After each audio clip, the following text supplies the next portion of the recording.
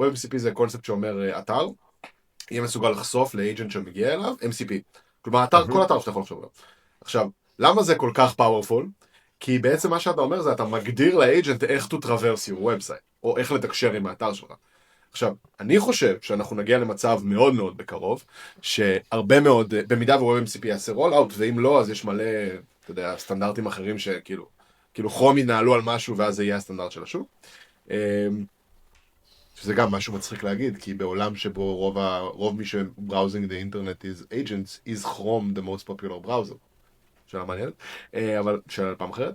השורה התחתונה היא, כאשר האג'נט מגיע ועושה מסע ומתן עם האתר שלך דרך משהו כמו WebMCP, האם זה מתאים לצרכים שלי, אתה בעצם מקבל שיחה עם איש מחירות, שהיא ברמה הגבוהה ביותר האפשרית.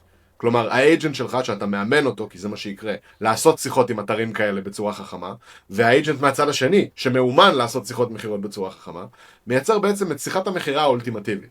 שבעולם אידיאלי, אם אתה מסתכל על זה רגע בצורה דיסטופית לחלוטין, זה מייצר את ה-value proposition הכי מתאים מכל מה שקיים בעולם כרגע.